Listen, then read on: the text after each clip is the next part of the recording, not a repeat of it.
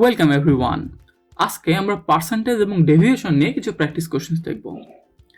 প্রথম কোশ্চেনে বলছে হোয়াট ইজ 0.5% অফ 6.5। তার মানে হচ্ছে আমার কাছে জানতে চাইছে যে 6.5 এর 0.5% আসলে কত।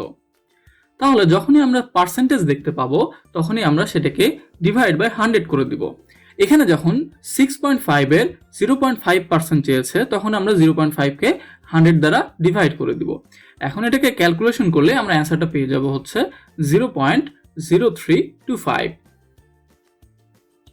নেক্সট কোশ্চেনে বলছে if 8% tax on a sale amounts to 96 cents, what is the final price including tax on the item? অর্থাৎ কোনো একটা আইটেমের উপরে যদি 8% ট্যাক্স ধার্য করা হয় এবং সেই ভ্যালুটা যদি 96 সেন্ট হয় তাহলে সেই আইটেমটার ফাইনাল প্রাইস ট্যাক্স সহ কত হবে। তো এখানে প্রথম কথা হচ্ছে বলেই দিয়েছে যে 8% of the price is equal to 96 cents, অর্থাৎ অরিজিনাল যে প্রাইসটা ছিল তার 8%-এর ভ্যালু হচ্ছে 96 সেন্টস। এখন আমার পুরো প্রাইসটা বের করতে হবে। এটা আমরা যেভাবে করব সেটা হচ্ছে 8% অফ এক্স, অর্থাৎ আমরা ধরে নিলাম যে প্রোডাক্টটার দাম বা আইটেমটার দাম হচ্ছে এক্স টাকা। 8% of x is equal to 96। যখন আমরা পার্সেন্টেজ দেখতে পাচ্ছি তার মানে আমাকে 100 দ্বারা ভাগ করে দিতে হবে। 8% of x is equal to 96। তখন আমরা ধরে নিলাম যে এক্স হচ্ছে সেই আইটেমটার অরিজিনাল যে দামটা ছিল সেইটা। তখন আমরা যখনই পার্সেন্ট দেখতে পাবো তখন আমরা কি করব, ডিভাইড বাই 100 করে দেব। That means 8x divide by 100 is equal to 96। এখান থেকে আমরা ক্যালকুলেশন করলে পাবো এক্স এর ভ্যালু হচ্ছে 1200 সেন্টস। তার মানে 100% of the price is equal two 1200 cents, বা এটাকে আমরা $12 বলতে পারি কারণ $1 মানেই হচ্ছে 100 সেন্টস। এখন আমার যে ফাইনাল প্রাইসটা চাইছে ইনক্লুডিং ট্যাক্স সেটা অবশ্যই হবে আমার অরিজিনাল প্রাইস প্লাস ট্যাক্স।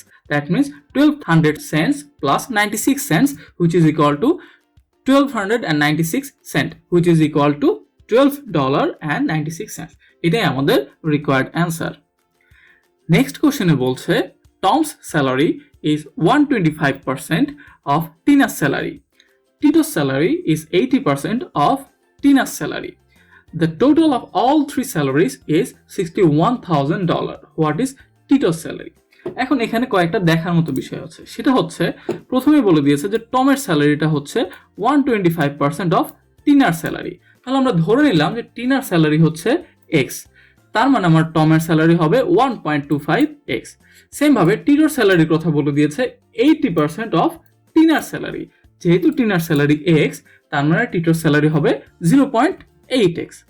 তাহলে আমরা কিন্তু তিনজনের স্যালারি পেয়ে যাচ্ছি। টিনার স্যালারি এক্স, টমের স্যালারি 1.25x এবং টিটোর স্যালারি হচ্ছে 0.8x। এখন কোশ্চেনে বলে দিয়েছে যে এই তিনজনের স্যালারি কিন্তু ওভারঅল $61,000। তার মানে x plus 1.25x plus 0.8x is equal two 61000। এখন এটা যদি আমরা সলভ করি তাহলে দেখতে পাবো যে 3.05x is equal two 61,000 and x এর ভ্যালু হচ্ছে 20,000। আমার এখন কোশ্চেনে বের করতে হবে টিটোর স্যালারিটা কত ছিল।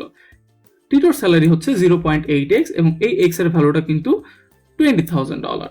দ্যাট মিনস 0.8x মানে হচ্ছে 0.8 ইন্টু 20,000। আমাদের রিকোয়ার্ড অ্যান্সার হচ্ছে $16,000।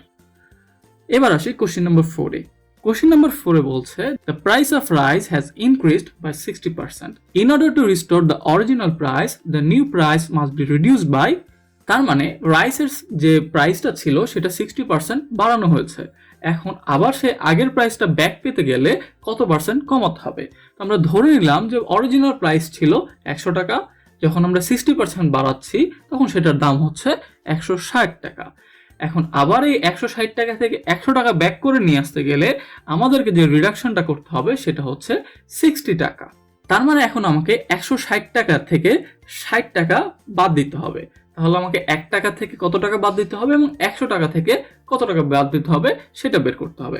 আমরা যদি একটু ঐকিক নিয়মে করি তাহলে জিনিসটা এরকম আসবে যে 160 টাকার যখন প্রাইস ছিল তখন আমাকে কমাতে হবে 60 টাকা, যখন 1 টাকা প্রাইস ছিল তখন কমাতে হবে 60 ডিভাইড বাই 160 টাকা। অর্থাৎ আমার যখন যেহেতু পার্সেন্টেজে বের করতে বলেছে তাহলে 100 টাকা হলে কমাতে হবে 60 ইন্টু 100 ডিভাইড বাই 160 টাকা। অর্থাৎ আমাদের যে রিকোয়ার্ড অ্যান্সারটা ছিল সেটা হবে 37.5%। এবার আমরা চলে যাই কোশ্চেন নাম্বার 5-এ। কোশ্চেন নাম্বার 5-এ বলছে a chemist was preparing solution that should have included 35 milligrams of chemical. If she actually used 36.4 milligrams, what was her percentage error? অর্থাৎ এখানে একজন কেমিস্টের একটা সলিউশনের মধ্যে 35 মিলিগ্রাম ইউজ করার কথা ছিল, বাট সে অ্যাকচুয়ালি 35 মিলিগ্রামের জায়গাতে 36.4 মিলিগ্রাম ইউজ করেছে। এখন তার পার্সেন্টেজ এররটা কত? সো এখানে তার original value to be taken was 35 milligram, তার যে নিউ ভ্যালু বা অ্যাডেড ভ্যালুটা সেটা ছিল 36.4 মিলিগ্রাম। তাহলে তার অ্যাবসোলিউট এরর বা error in addition is equal to 1.4 milligram.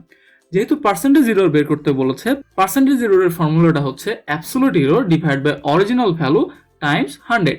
So এখানে এরর হচ্ছে 1.4, অরিজিনাল ভ্যালু হচ্ছে 35।